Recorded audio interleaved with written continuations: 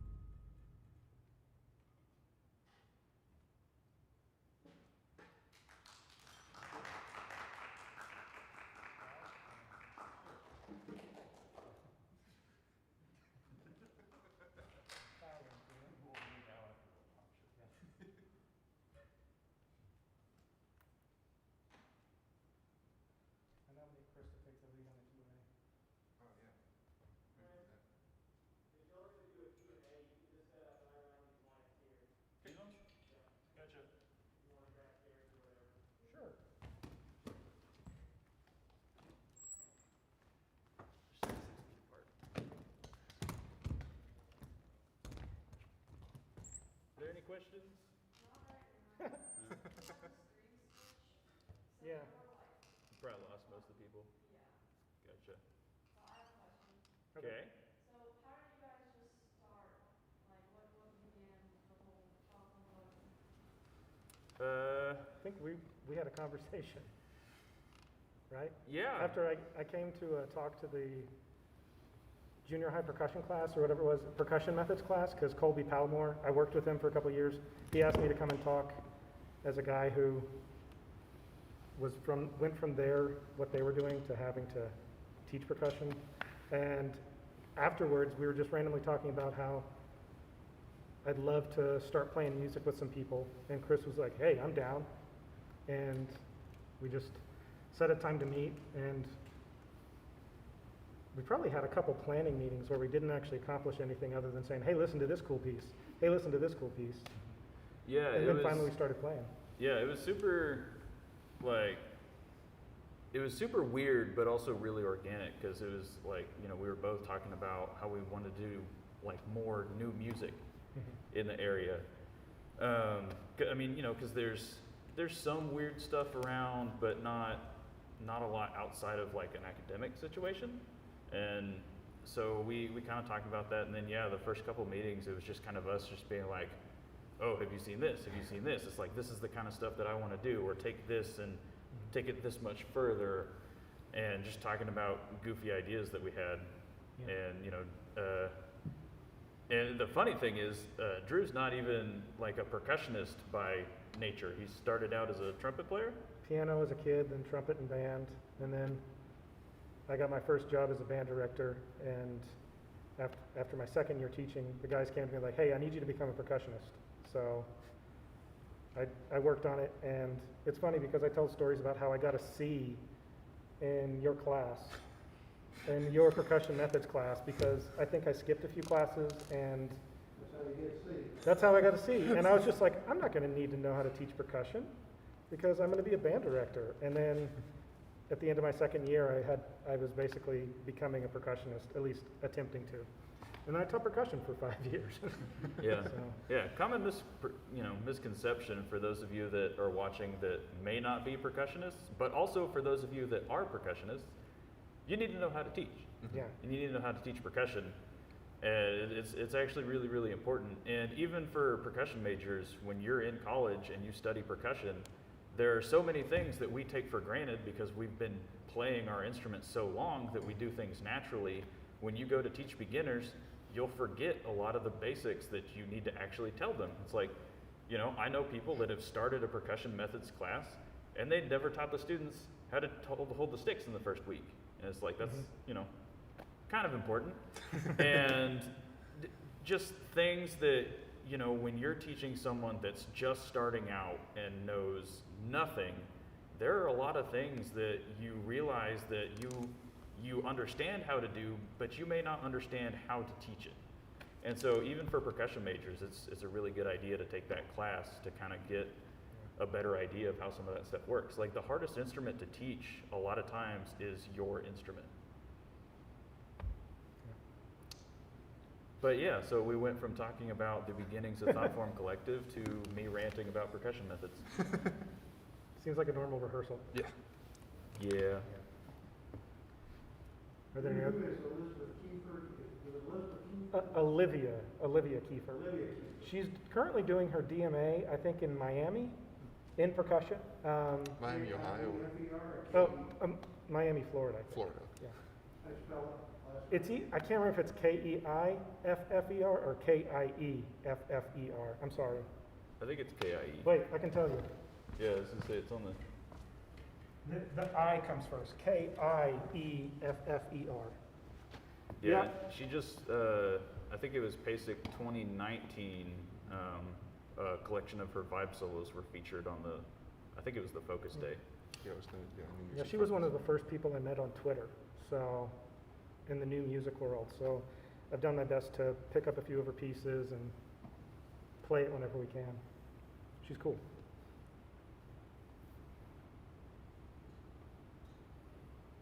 Nothing? You don't have any other questions? Does Mark have a question? As a group, what is your favorite? You guys do a lot of different little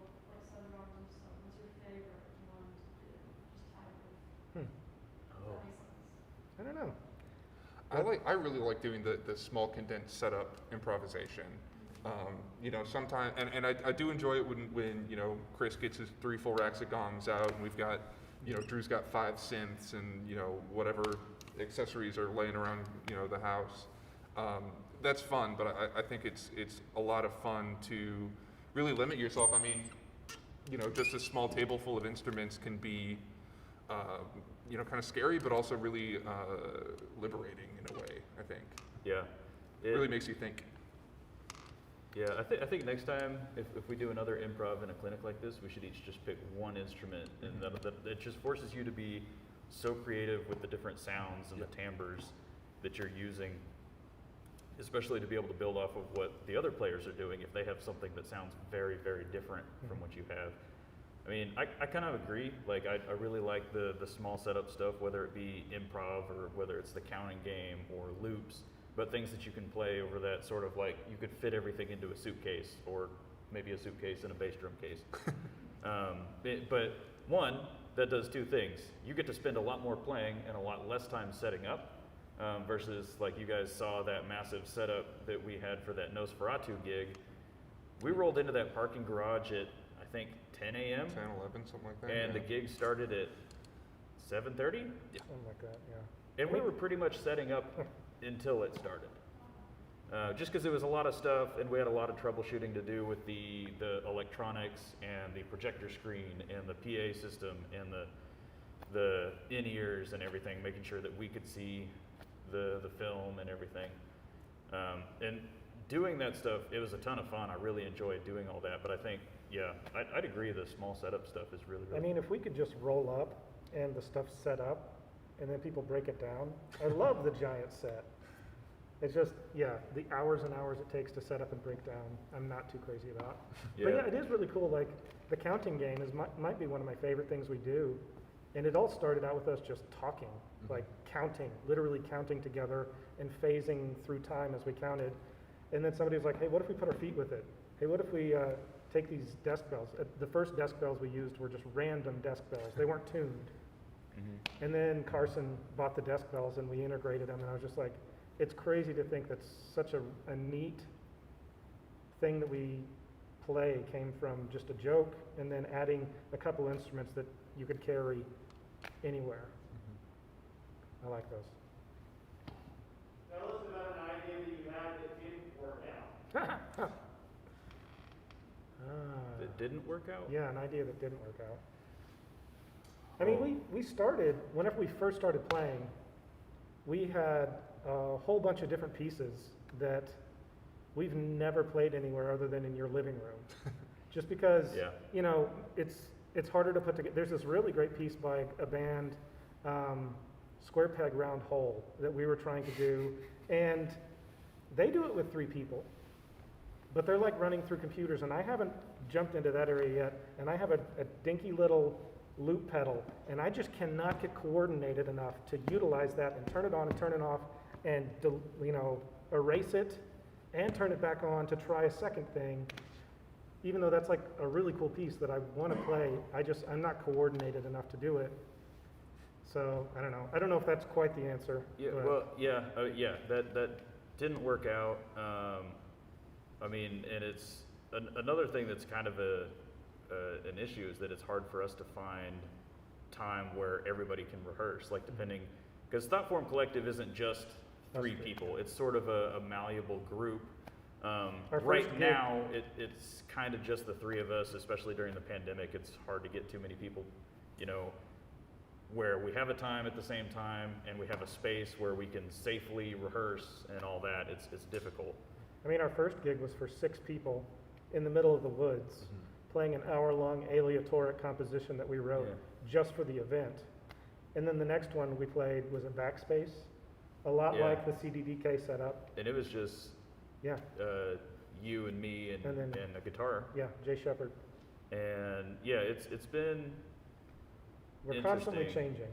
Yeah, we have a bunch of pieces that are sort of more like on the classical side of things. So vibraphone and piano and Even cello percussion and stuff. cello or Trumpet. trumpet, yeah, stuff. And that really hasn't come about as much just because it's kind of hard to find places with those instruments or find places to play where we feel comfortable hauling those instruments there. Because one, it's a lot of work, and two, they're very expensive instruments. But yeah, it's, I mean, we have grand plans to do a couple other things. It's just a matter of the logistics working out. So, yeah,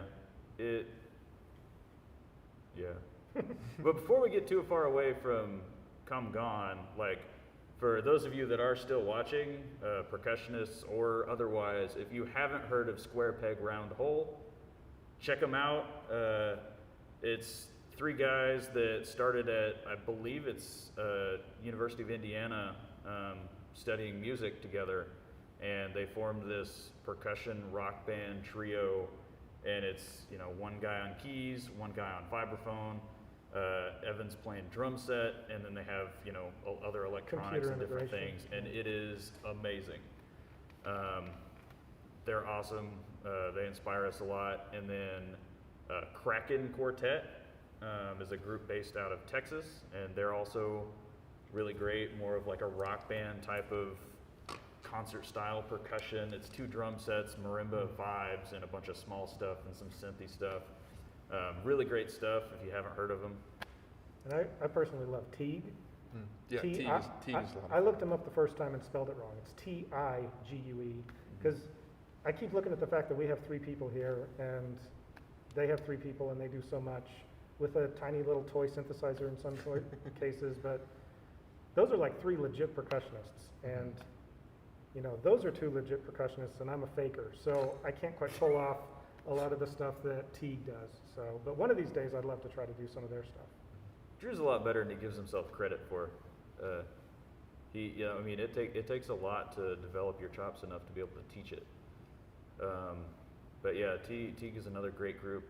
One other group that we draw inspiration from, before we get too far away from that, I meant to talk about it before Nosferatu, And then I meant to talk about it before the improvisation. because I forgot. And I don't know what they're talking about. Yeah, so some of the older members have probably heard of Nexus Percussion Group. Very famous percussion group that recorded and wrote and improvised a ton of music. And one thing that they would do that I've always thought was so cool is they would basically haul a collection of instruments out onto a stage for a concert, and they would just improvise for the entire concert, and that would be their concert. They wouldn't, you know, it wasn't all programmed, written out music that they memorized and rehearsed. They knew each other's tendencies. They knew, you know, how to play off of each other, and they had these amazing, huge collections of instruments that they could make all kinds of sounds with. And that was kind of where I drew a little bit of the inspiration for my setup for Nosferatu, because I went a little bit nuts with all those gongs and everything else. But if you look up Nexus Percussion and do a Google image search, like, you'll see some of the photos of the stages for those concerts, and it is bonkers. There's just so much stuff on stage. And they're definitely another good group to listen to. It's not so much of a rock band, but both as a classical percussion ensemble. Some of their tunes are and pretty groovy. some of them, yeah, for sure. And speaking of which, Bob Becker got a shout out earlier today too. Oh, cool. We have a question from William Sullivan. Okay. He asks, what would you recommend in terms of networking with different groups, people, etc.? We're not the right people to. Yeah, we're terrible at networking.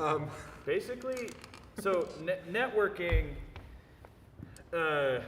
it's networking is less of like handing out business cards and getting people's contact information and this like very business oriented thing, at least in the music world.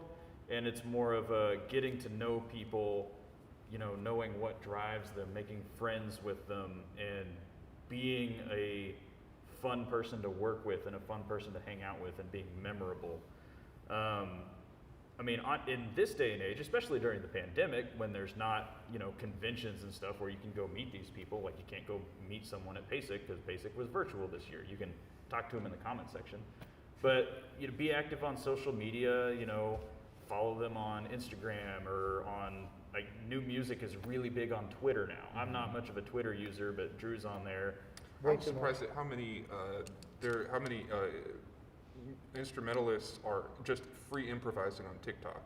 Like there's like hundreds of them. Really? Yeah, Yeah. it's bonkers. I'm also not on TikTok. It's like 15 minutes or a minute of just pure improvisation. And yeah, go on there, reply, start talking to people who, you like what they're doing or you like their sound, shoot them a message, throw a comment on the video like, hey, I really like this, like, thanks for doing what it's, yeah, like Chris was saying, it's not, knocking on business doors and saying, here's my business card and putting on a suit and tie every day before you go to work. And it's, being yourself and being relatable to these people who, either you look up to or you want to try to emulate or whatever it is.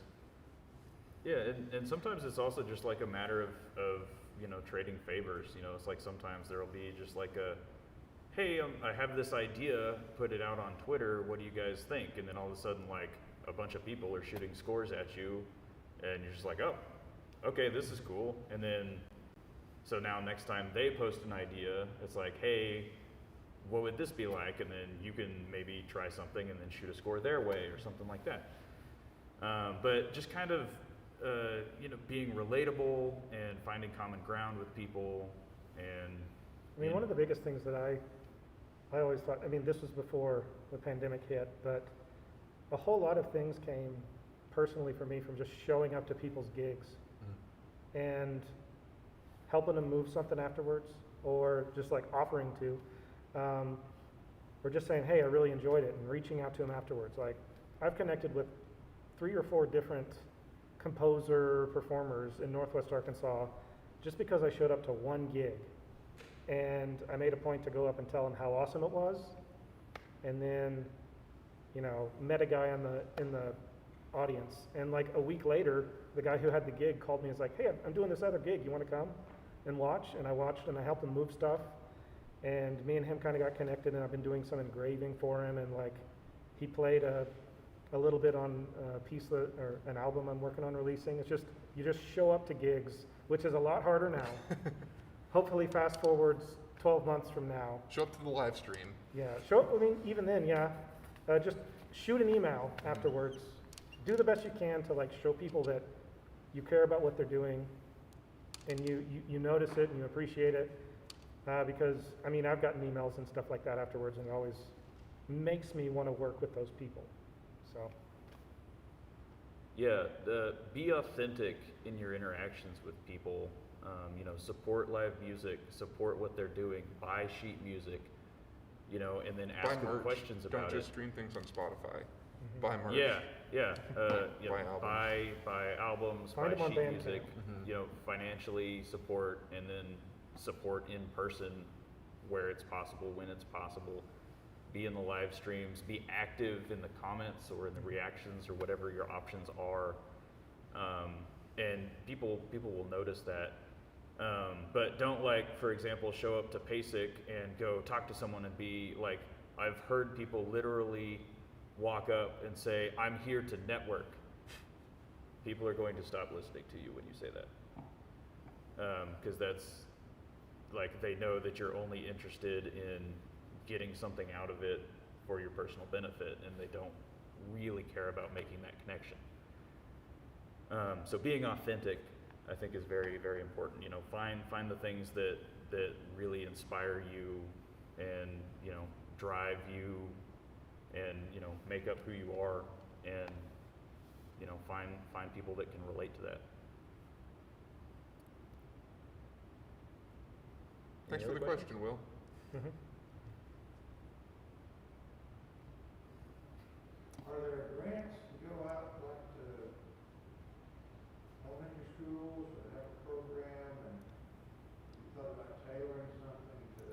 We've talked about trying to do more of like the counting game and even the loop. Like, in its essence, it's just fun rhythmic games, and we've talked about like trying to build that into something that could be moved around. Obviously, we stopped talking about stuff like that so much when you couldn't get into classes as easily. But I mean, I think we've talked about it, but I've never actually looked into any of those grants before. Put some money into, they have all these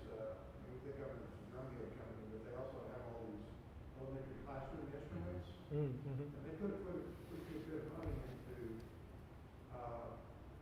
supporting learning experiences or activities that, you know, sort of motivate people to go buy some of the business. Mm-hmm. So, it, you know, there may be some things related to the elementary classroom. I know you guys don't think yourselves as elementary classroom, but there's an element of what you do in the creation of music Mm-hmm. at an elemental level. I don't mean elementary, but elemental. You know, at the atomic level, where you're not having to worry so much about pitch. When you can let go and worry about whether you're playing black note or not, you can have some fun. Yeah. Some music. That's an idea. Yeah, when we were first doing that counting game thing, like we had been also playing around with pieces where we were using polyhedral dice to like, you know, make chance music basically, and sometimes they would be determining things that we would use to improv or determining the numbers that we would use for the counting games, or sometimes we used them to write our pieces. We have, I think, 3 different pieces now that were either written by dice or use dice in the preparation of the piece each time we perform it. And we were kind of talking about, you know, putting together a school program type thing that we would kind of do like mini tours with and do these rhythmic games, you know, and they could be geared towards high school audiences or they could be geared towards the very, very basic, you know, rhythmic fundamentals where you don't have to explain musical notation, you just have to be able to listen and clap along. But that was a year ago, and then 2020 happened, and so we kind of quit thinking about that because that wasn't going to happen relatively soon. The pitch set is essentially a pentatonic scale, and you can't Yep. go wrong. Yeah. There is no Yeah. wrong note in that.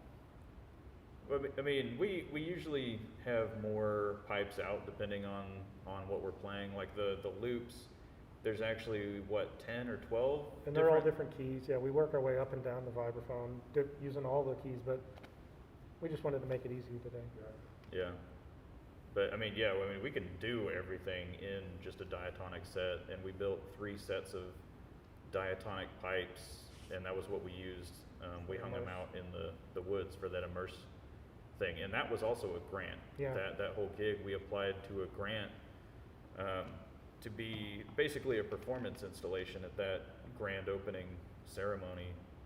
And so we're just like, well, we're going to use found objects and we're going to build some instruments, and we estimated the amount of money it would cost to buy the materials, and then we severely underestimated the amount of time that we would actually spend doing that and rehearsing it and then dragging that stuff into the nature preserve. But because of that, When we it have was- pipes that we can use, and we have these planks and Yeah. all kinds of stuff. So, I mean, it was a great experience. It was very, very hot in the middle of early September. And the original spot we were supposed to be in was under some trees, but they mowed the wrong spot, so we were actually directly Yeah, under you the guys. sun. Yeah, you were baking by the end. Oh yeah, it was rough. Well, I think there's a lot of potential for what you guys are doing, but you may need to invest about as much time into, sending emails and Mhm. researching grant opportunities and things like that as you do for this institution, which is true. You know, we hire students at many times, I spend a lot more time, tapping on the typewriter than I spend tapping on my notes. Mm-hmm. And still, well, we're pretty close to the statutory hour. Shut this thing down at 2:30. Okay. Okay. Is there any wrapping up that we need to do? Or?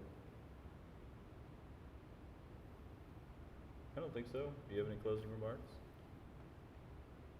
I think other than this went like 10 times better than I thought. Exceeded my expectations by a lot. The whole day's event. I appreciate everybody's contribution to it. All right. Well, to those of you guys that are at home, Diligently man the woman, yeah. chat did that, so Yeah. everybody wouldn't let me quit.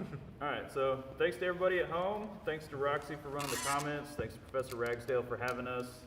Thanks to Adam and the FPAC staff for running the cameras and the sound and the stream and everything else. And thanks to you guys at home for sticking with us, and we hope you enjoyed it.